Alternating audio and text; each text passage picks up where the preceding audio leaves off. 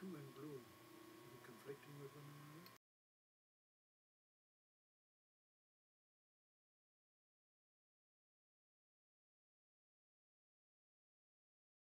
August 1939. And then about a week later, I was sent for again. I was informed, told, ordered to go before the colonel. I really wondered what the hell had happened because I hadn't done anything wrong, but I was already there. I was there last week, now I got to go again.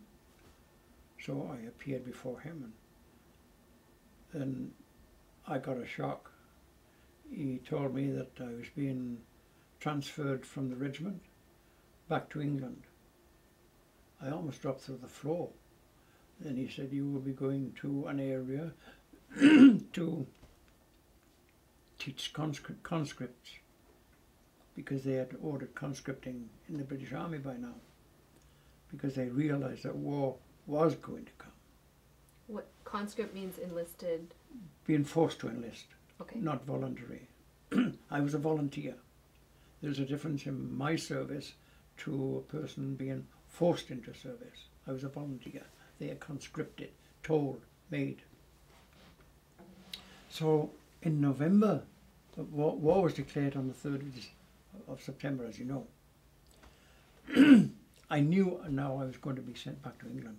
When, I had no idea, or how I was going to get back there. I had no idea.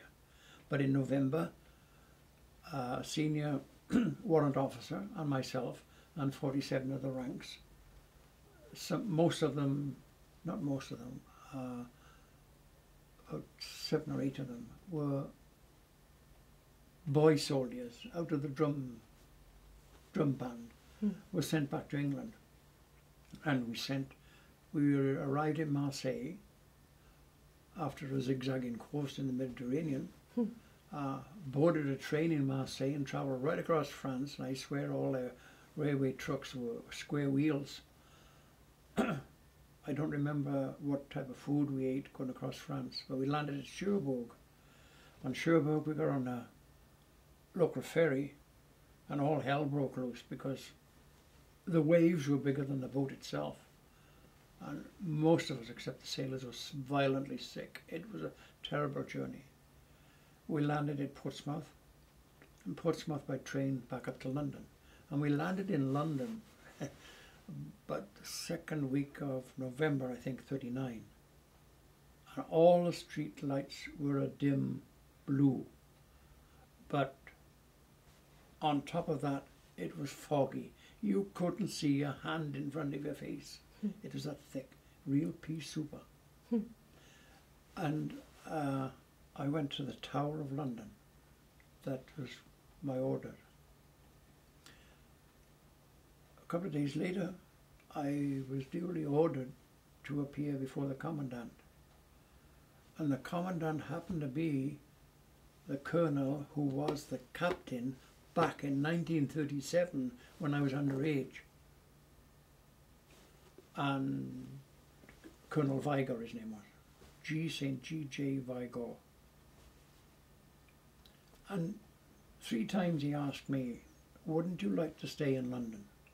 Because I was supposed to go to Surrey to a very large racing course where the training camp was for new army conscripts. And 3 times he asked me, wouldn't you like to stay in London? I said, but I'm due to go south, sir, that's where I have to go. Well, after the 3rd question, I said to myself, you must know something I don't. And you know my record, and therefore you have a good reason for asking me this. So I simply said, if it can be arranged, it'll be done, said he. And so I stayed in the Tower of London.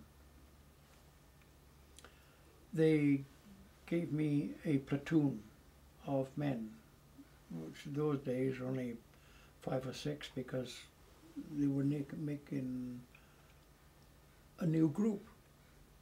And we all wondered like what was going to happen. Then November, December, then January 1939, February, then we all went on parade. And the king presented new colours to the 2nd Battalion of the Welsh Guards, and that was the reason why Colonel Vigar had kept me in the tower, and I became a platoon sergeant of number 12 platoon in number 4 company. A short while after, a young subaltern, 2nd lieutenant, turned up. His name was Hanbury, straight from Oxford. He didn't know B from a bull's foot. Anything about military. Not one end of the rifle to the other, really. And for a while everything is, what do we do now, Sarge? Well, we went on exercises in Hyde Park, and we dug trenches, God knows what, like the First World War. And to me that was stupid, because for the last 2-3 years things were being mechanized, and here were we taking training for a non-mechanized army, and I couldn't see it. And one day I spoke to my young subaltern, Lieutenant Hanbury's name is. By the way, he's still alive. I met him after being, what happened to me, I hadn't, from February 1940 until October 2006, I knew nothing about him. But I'll come to that a little later. And one of the exercises in those days was to have a platoon to stand and shoot aircraft left, aircraft right, aircraft behind, aircraft front, of 32 men pointing a rifle at an aircraft and shooting. Now, a good marksman, a good rifleman can only get off 9 shots in 1 minute. That's 9 shots in 1 minute. And that's a good rifleman. Others are anything 4 shots in the same time. And for us to face an aircraft coming at us 200 miles an hour or more, and with my knowledge of our own aircraft and the enemy aircraft of 2, 3 and sometimes 4 automatic machine guns in each wing, spitting out 60 shots a minute, was stupid. And so I told him, this is stupid. We shouldn't be doing this. And I remember him saying, no debate, orders are orders. I said, well, believe me, if our aircraft is coming at us, I'm going. Now you can come if you want to, but I'm going. And I left it at that.